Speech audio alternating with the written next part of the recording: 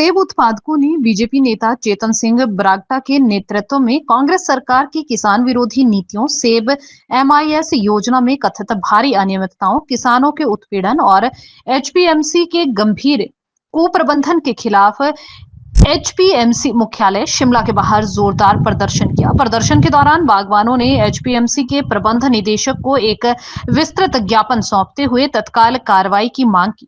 प्रदर्शनकारियों ने आरोप लगाया कि उद्यान कार्ड होने के बावजूद किसानों से बार बार राजस्व दस्तावेज मांगे गए, जबकि उद्यान कार्ड में बागवानी से जुड़ा संपूर्ण डेटा पहले से उपलब्ध है। इससे किसानों को अनावश्यक परेशानियों, भुगतान में देरी और मानसिक तनाव झेलना पड़ा। सर, आज आप एचपीएमसी ऑफिस यहाँ पर पहुँचे थे, क्या कहेंगे सर? सबसे पहले देखिए, बहुत सारे इश्यूज़ थे जो हमने यहाँ पे अच्छे डिस्कशन करी है। अभी हम जो उनके जीएम साहब हैं, एमडी साहब थे, जीएम साहब को हमने पूरा जो हमारी डिमांड्स हैं वो रखी हैं। मुद्दे मैं आपको जरा थोड़ा विस्तृत उसमें मैं आपको बता दूँ। सबसे बड़ा मुद्दा जो इस टाइम एचपीएमसी के साथ है या जो हम एप्पल ग्रोवर्स के साथ है, जो कांग्रेस गवर्नमेंट ने ये तबलूकी फरमान लिख रहे हैं, जिसमें वो जमाबंदी मांग रहे हैं, जिसमें वो आधार कार्ड मांग रहे हैं और उद्यान कार्ड मांग रहे हैं, ये बिल्कुल जिसको हम बोलेंगे इसने क्योस क्रिएट कर दिया है पूरे हमारे एप्पल बेल्ट में। अब इसको आप नेक्स्ट सीजन से लेकर आइए, हमारे को कोई दिक्कत नहीं है। अब जैसे मैं छोटा सा इशू मैं पहले भी आपके साथ संवाद में बात कर रखी थी कि जब आप उद्यान कार्ड बनाते हैं तो उस टाइम जमाबंदी आप लेते हैं, तो फिर जमाबंदी का क्या मतलब है?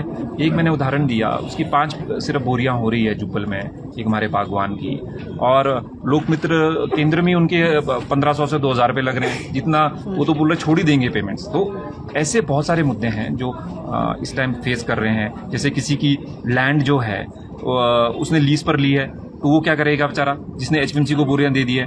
दूसरा मुद्दा जो उसमें इसके अलावा दूसरा मुद्दा ये है कि अभी तक जो दिसंबर में मिलना शुरू हो जाता था आमतौर पर हमारे को जो दवाइयाँ मिलती थी, स्प्रे ऑयल मिलता था, जो बाकी चीज़ें मिलती थी, वो अभी तक मिलना नहीं शुरू हुआ है। हमारे को फर्टिलाइजर मिलना नहीं शुरू हुआ है। तो हमें इमीडिएटली जो है वो हमने रिक्वेस्ट करा है गवर्नमेंट से और एचपीएमसी से कि इमीडिएटली आप देना शुरू करें।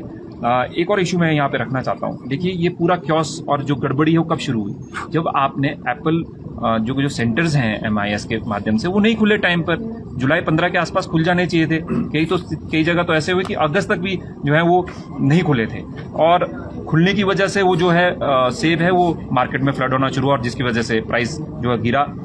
इसके अलावा एचपीएमसी ने एक और इंटरनल इनका जो प्रोसेस था, जो बिल्कुल कॉमन सेंस नहीं बनती थी, आपदाई हम मानते हैं, 23 में भी आई, 25 में भी आई, 2010 में भी आई, परंतु आपने डेली लिमिट्स लगा दी। लिमिट्स कैसे लगाई कि आप सिर्फ इतनी ही बोरियां पर्टिकुलर एरिया से उठाएंगे। वो क्या समझती मतलब हमारे को अभी तक ये बात समझ नहीं आई है।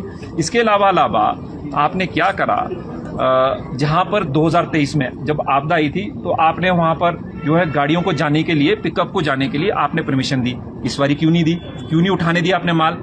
और तो छोड़िए, जो मेन एरियाज हैं वहां पर भी आप लोग सामान बोरियां नहीं उठा पाए। इससे बड़ी इनकॉम्पिटेंसी क्या हो सकती है कि जो जहां पे वॉल्वो बसेस ट्रक्स चल रहे हैं, 10 टायर वाले ट्रक्स चल रहे हैं, बड़े ट्रक्स चल रहे हैं, वहां पर भी आप जो है बोरियां नहीं उठा पाए। इससे बड़ी जो है विडंबना क्या हो सकती है? इसके अलावा इनकी अपनी इंटरनल रिपोर्ट है, 4 लाख बोरियां ये वेस्ट कर चुके हैं, जिसको ये अभी तक पब्लिक नहीं करा है। तो मैं ये भी मांग कर रहा हूं कि जो इनकी जो वेस्टेज हुई है उसको पब्लिक करे। कितने का लॉस जो है एचपीएमसी को हुआ है, हम बागवानों को है, इसका भी वो जो है जरूर बताएं।